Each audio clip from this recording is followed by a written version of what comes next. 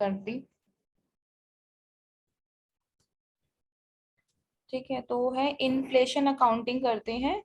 ठीक है, तो सबसे पहले हमारे पास इसमें ना दो टॉपिक हैं आपके इसमें, सॉरी दो नहीं है, तीन टॉपिक हैं। एक है आपका ह्यूमन रिसोर्स अकाउंटिंग। तो ह्यूमन रिसोर्स अकाउंटिंग कुछ मेरे नोट्स में से करना है, कुछ इसमें भी है। ठीक है, और आपका इन्फ्लेशन अकाउंटिंग है। और एक है आपका एनवायरमेंटल अकाउंटिंग। तो environmental accounting is a part of your corporate social responsibility. तो वहां मैंने आपको कवर वो वाला टॉपिक करवा दिया। कोई मतलब एक अलग अलग नाम से दे दिया जाए, एनवायरनमेंट की अकाउंटिंग करना, तो लाइक एक हमारी रिस्पॉन्सिबिलिटी होती है। एनवायरमेंटल अकाउंटिंग में हमारा ये है कि कितना हमने एनवायरनमेंट को दिया, कितना हमने एनवायरनमेंट से लिया। बिजनेस ने ऑटोमेटिकली क्या है, एनवायरनमेंट से लिया होता है पहले, तो बाद में फिर हमारी रिस्पॉन्सिबिलिटी बनती है उस चीज को देने की। तो that is your environmental accounting. Clear? तो वो आपका कॉर्पोरेट सोशल रिस्पॉन्सिबिलिटी में से पार्ट है। तो अब है इन्फ्लेशन अकाउंटिंग। तो क्वेश्चंस बनते हैं इसमें से, एक दो क्वेश्चंस हैं आपके बन जाएंगे। और ह्यूमन रिसोर्स, पता नहीं शायद आपने ध्यान दिया हो नहीं दिया हो कि इसका एग्जाम में क्वेश्चन आया तो होगा। ठीक है, तो सबसे पहले हम इन्फ्लेशन अकाउंटिंग करते हैं। तो पहले इसके ना बहुत ज्यादा टेक्निकल क्वेश्चंस नहीं आते दोनों का। ठीक है, किसके मतलब क्या है, इन्फ्लेशन से आप समझ जाएंगे कि प्राइस क्या हो गया था, बढ़ गया था। ठीक है, उससे रिलेटेड ही हमें बहुत सारी हमारी ट्रांजेक्शन्स पे इफेक्ट आया। ठीक है, तो उसी को ही हम एडजस्ट करते हैं। तो वही है आपका inflation accounting. Inflation accounting is a special technique in which financial statements are adjusted, कि जिसमें हम फाइनेंशियल स्टेटमेंट्स को एडजस्ट करते हैं अकॉर्डिंग टू प्राइस इंडेक्सेस, यानी कि प्राइस इंडेक्स के हिसाब से हम फाइनेंशियल स्टेटमेंट्स को एडजस्ट करते हैं। ठीक है, कि वो हमारा इन्फ्लेशन यानी कि इन्फ्लेशनरी पीरियड के दौरान हमें सही ट्रू फाइनेंशियल पोजीशन दे सके फर्म की।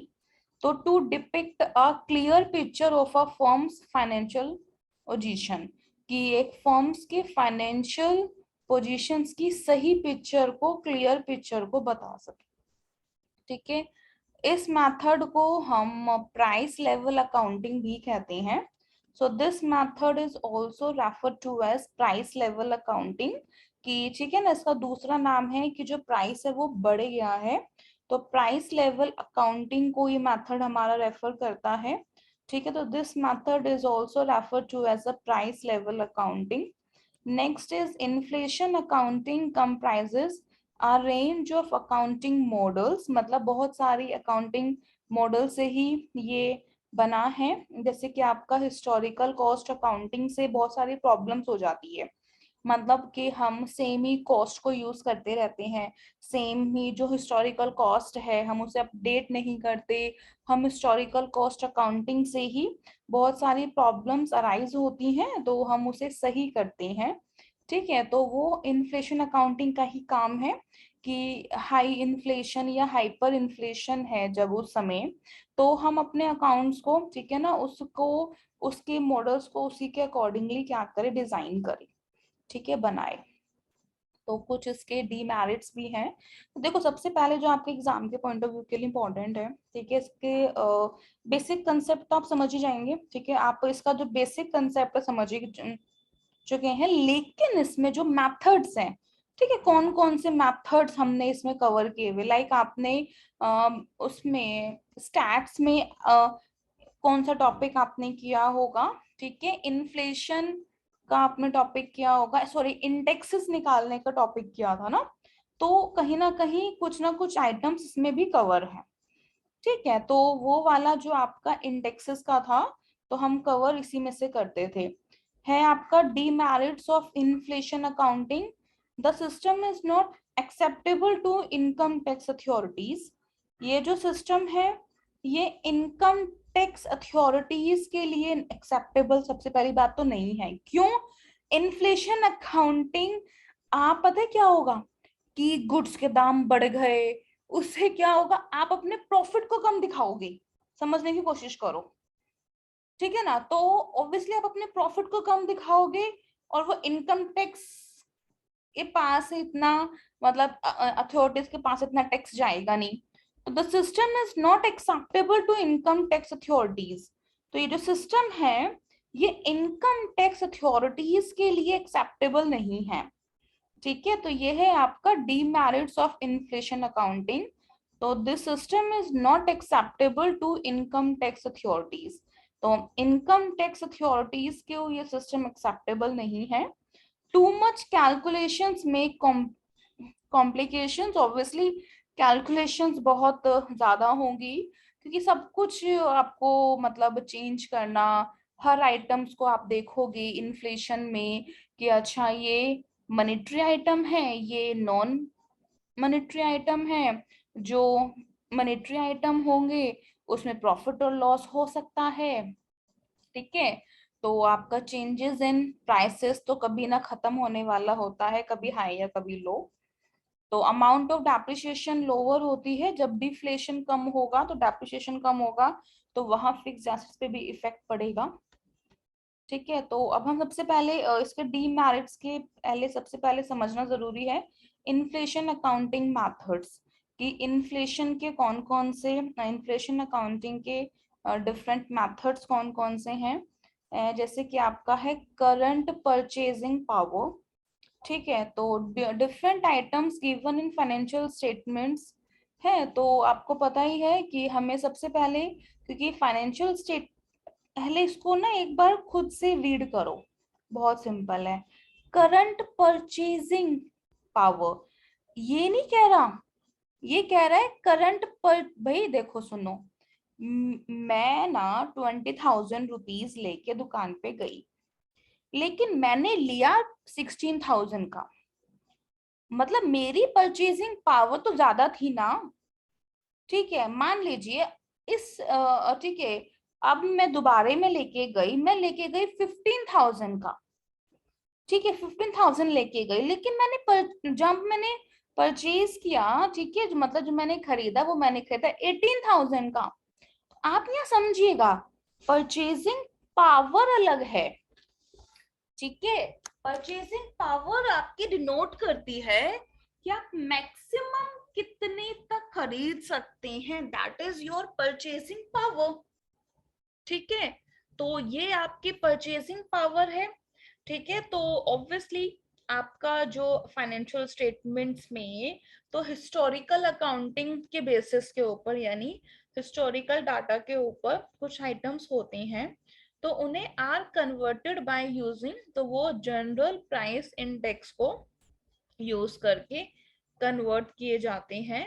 तो different items given in financial statements on the basis of historical accounting are, तो converted by using general price index, ठीक है।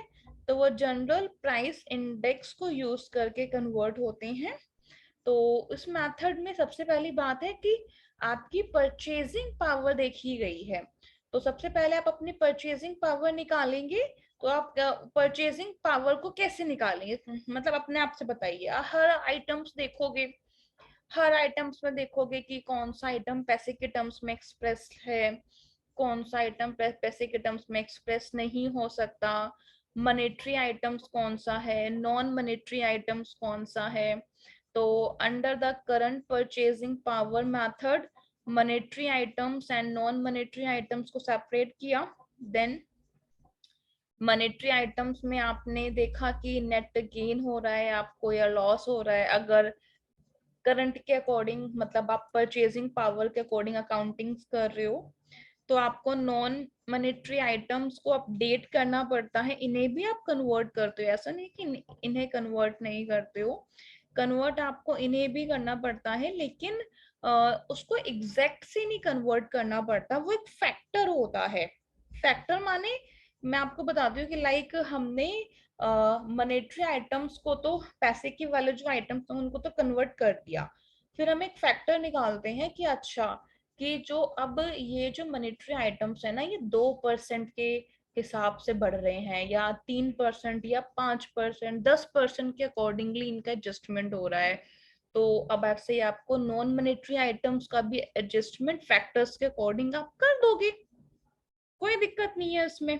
ठीक है, तो ये आपका होता है, ठीक है, परचेजिंग पावर, कि लाइक मैं कहाँ तक परचेज कर सकती हूँ। ठीक है, ये आपका वो चीज ही नहीं होगी कि ठीक है ना, कि भाई परचेजिंग, जेब में जब पैसा होता है बेशक आप खरीदो या नहीं, ठीक है, जब बोलियां लगती हैं तो जितने लोग बैठे होते हैं इट मीन्स उनकी जेब में पैसा है।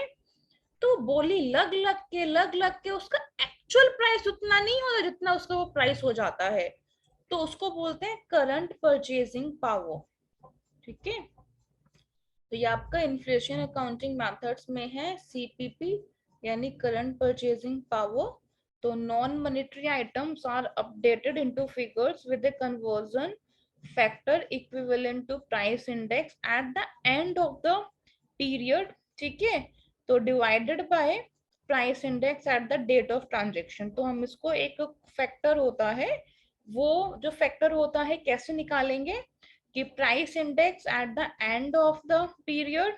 ठीक है, कि भाई इस पीरियड के एंड तक में इतना था प्राइस, डिवाइड बाय कि इस पर्टिकुलर डेट में कितना प्राइस था। हमें कहने का मतलब है जब कभी भी डिवीजन होता है ना, आप उसको इनटू 100 कर दो तो वो परसेंटेज के टर्म्स में निकल जाता है, कि भाई इस ट्रांजेक्शन का, ठीक है ना, इतना, ठीक है, ये जो परसेंट इंक्रीज हुआ डिक्रीज हुआ, तो वो हम इफेक्ट नॉन मॉनेटरी आइटम्स में भी दिखा देते हैं। नेक्स्ट है आपका करंट कॉस्ट अकाउंटिंग। तो ये कॉस्ट अकाउंटिंग की बात कर रहा है। ठीक है, तो ठीक है, तो फिक्स एसेट्स को हम रिकॉर्ड करते हैं। ठीक है, मतलब बहुत सारी आपके पास है कि ये थोड़ा सा लर्न रख लेना। ठीक है, कि जैसे क्या होता है, इन्वेंट्रीज है। ठीक है, इन्वेंट्रीज को हम मेनली मार्केट वैल्यू पे शो करते हैं। लायबिलिटीज को हम रिकॉर्ड करते हैं ओरिजिनल, मतलब कि भाई ये तो मेरे कर्जे हैं जितना मैंने ले रखा है। ठीक है, इन्वेंट्रीज को हम ज्यादा से ज्यादा शो करने की कोशिश करते हैं मार्केट पे, क्योंकि अपने करंट वैल्यूज के ऊपर। ठीक है, जो हमारी मार्केट की वैल्यू है। फिक्स्ड एसेट्स को हम शो करने की कोशिश करते हैं अपना रिप्लेसमेंट कॉस्ट मेथड पे। तो अभी हम रिप्लेसमेंट कॉस्ट अकाउंटिंग भी पढ़ेंगे।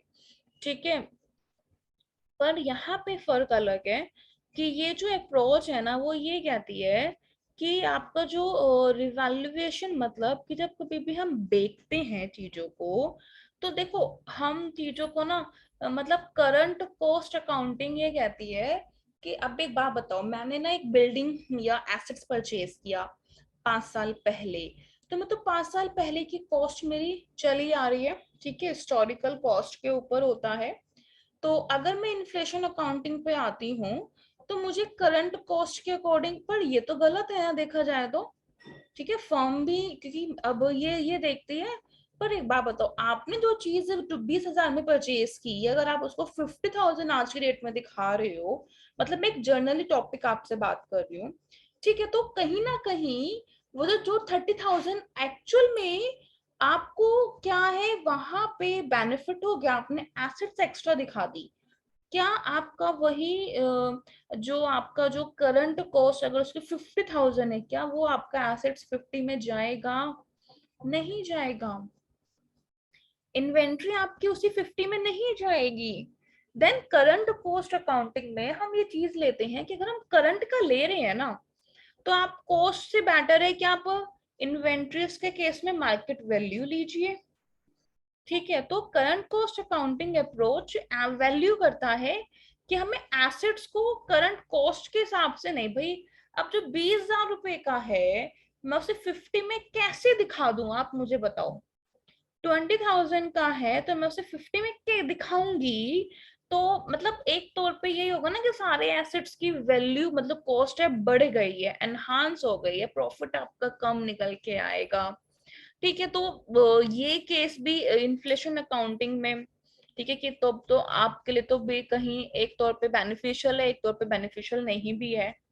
ठीक है, सिर्फ टैक्स अथॉरिटीज के लिए बेनिफिशियल है, लेकिन टैक्स अथॉरिटीज भी इस चीज को समझती हैं कि अगर वो हर चीज करंट कॉस्ट के अकॉर्डिंगली कैलकुलेट करेंगे ना तो बहुत दिक्कत हो जाएगी, ठीक है।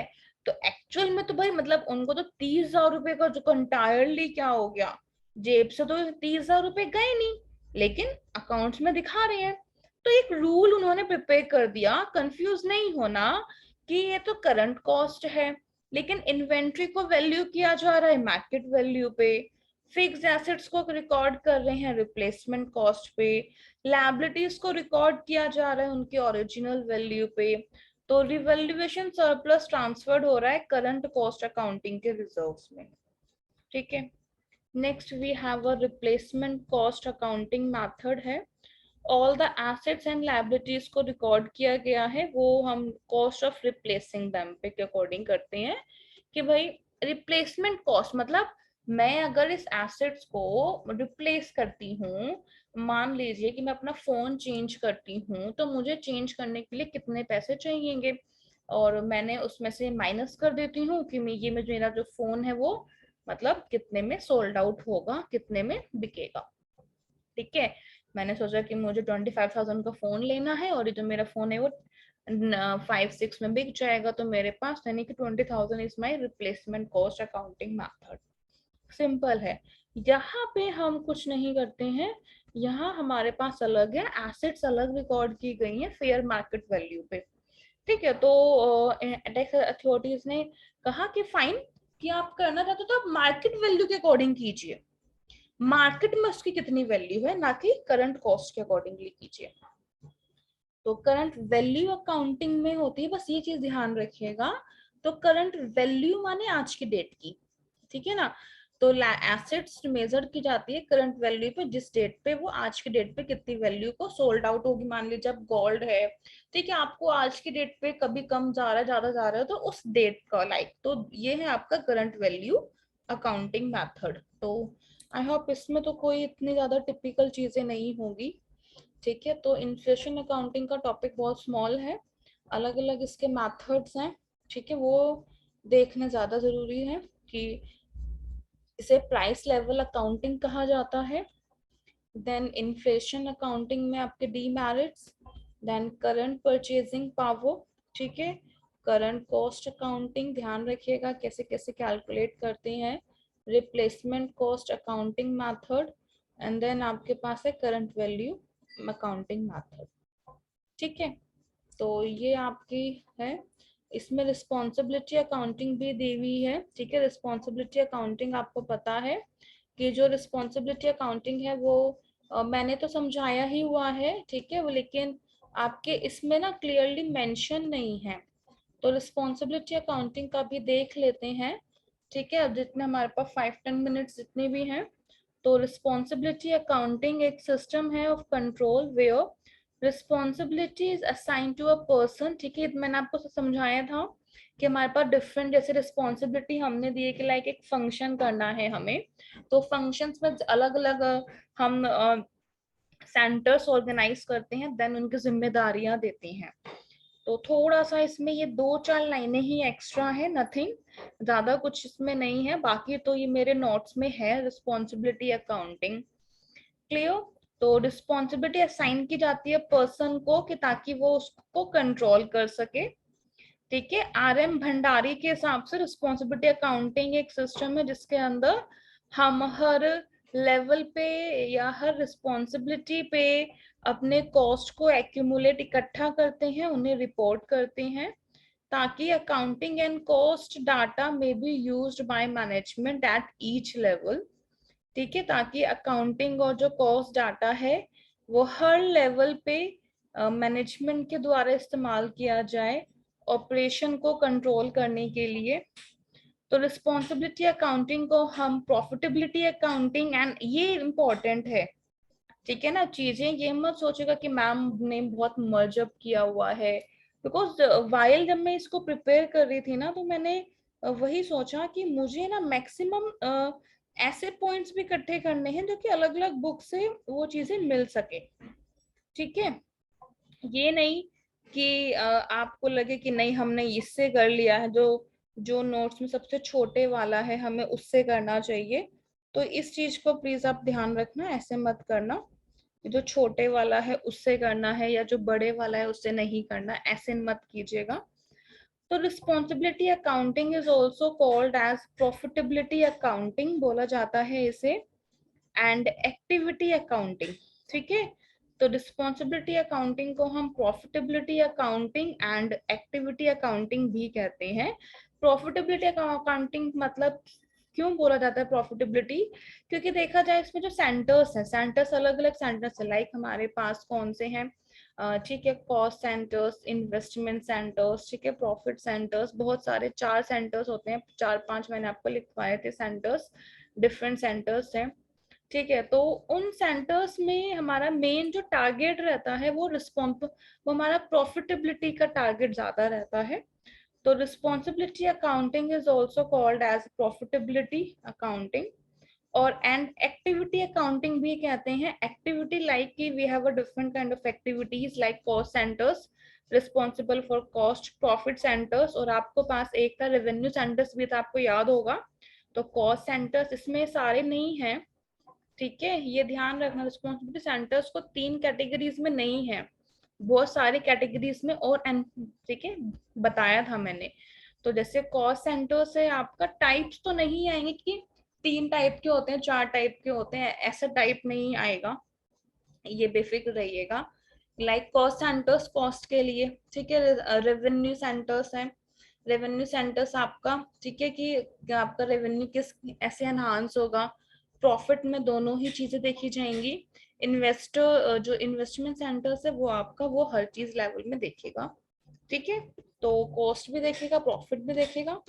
Like responsibility accounting emphasis the performance of, ठीक है, तो ऑब्वियसली रिस्पॉन्सिबिलिटी दी जाएगी तो वो सबका देखेगा, ऐसा नहीं देखेगा कि ये मैनेजमेंट का है, ये मैन का है या सिस्टम का है, वो दोनों का देखेगा। Responsibility accounting is also called as, तो सी है प्रॉफिटेबिलिटी एंड एक्टिविटी अकाउंटिंग दोनों कहा जाएगा। रिस्पॉन्सिबिलिटी अकाउंटिंग किसका पार्ट है, ऑब्वियसली मैनेजमेंट अकाउंटिंग का पार्ट है, फाइनेंशियल अकाउंटिंग का तो पार्ट नहीं है। Responsibility accounting come under the responsibility of, obviously अगर मैनेजमेंट का है तो अब आपके पास सेंटर्स हैं, सॉरी जो सेंटर्स हैं रिस्पॉन्सिबिलिटी सेंटर्स हैं, तो रिस्पॉन्सिबिलिटी मैनेजर्स ही इसको संभालेंगे। तो रिस्पॉन्सिबिलिटी सेंटर्स के जो सब डिवीजन प्रॉफिट है, एक्सपेंस है, on I think all of the above इसका करेक्ट आंसर है, ठीक है, तो ये सही हो गया। तो ठीक है, बहुत इसके सिंपल क्वेश्चन आते, टिपिकल क्वेश्चंस नहीं आते, डोंट वरी, ठीक है। आपने अगर ध्यान होगा या अगर आप अपूर्व अभी आप क्वेश्चंस देंगे, देखोगे इसके कैसे पेपर में आए गए हैं, तो प्लीज देखिएगा कि किस टाइप के इसके क्वेश्चंस आए गए हैं, ठीक है। तो नेक्स्ट है that comprises a range of accounting models design to correct problem arising from historical, obviously problem arise कर रही है हिस्टोरिकल की, जिसके राइज इन प्राइस का है, तो rise in price is your the inflation accounting, तो बहुत सिंपल है, ठीक है, इन्फ्लेशन अकाउंटिंग है। तो मैं चाहती हूँ कि मैं आपको ना इसमें से कोई और डाउट हो तो आप प्लीज पूछ लीजिए। अब मैं आज की क्लास के लिए इतना ही रखती हूँ, मुझे लगा था कि ह्यूमन रिसोर्स हो जाएगा लेकिन नहीं, क्योंकि ह्यूमन रिसोर्स का ये तो मैं समझा ही चुकी हूँ, पूर्व को मैंने समझाया था जिस दिन वो आए थे, लेकिन इसमें ना ह्यूमन रिसोर्स का बहुत डिटेल वर्जन दिया हुआ है, ठीक है। ये मैं चाहती हूँ कि आप इसे प्लीज कल स्टडी करके आए, ठीक है, तो इसको मैं जल्दी जल्दी समझा पाऊंगी, ठीक है। तो ठीक है, ह्यूमन रिसोर्स अकाउंटिंग ये है, पेज नंबर आप लिख लीजिए 543, मैं टेक्स्ट कर देती हूँ ग्रुप में, ठीक है, पेज नंबर 543 रिस्पॉन्सिबिलिटी अकाउंटिंग।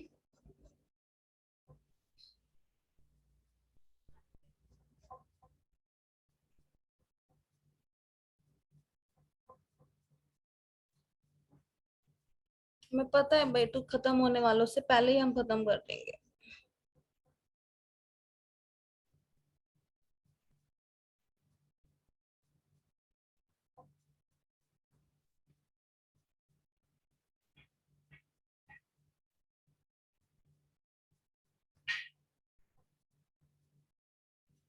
ठीक है, तो पेज नंबर भी मेंशन कर दिया है ताकि आपको ढूंढने में आसानी रहे।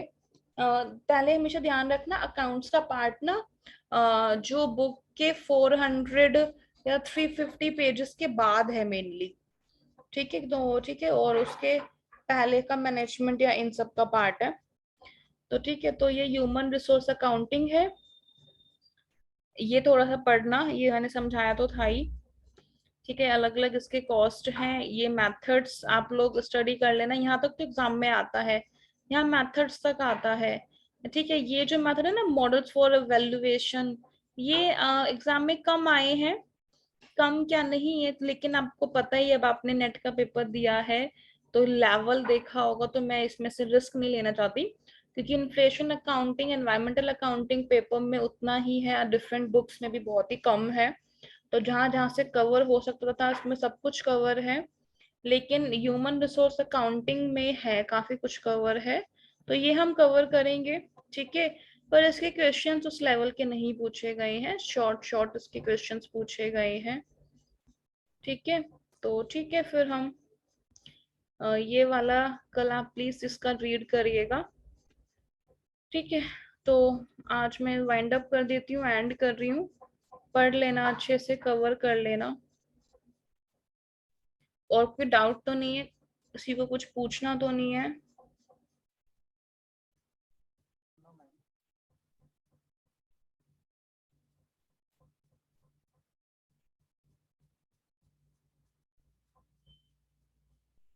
किसी को कोई डाउट तो नहीं है?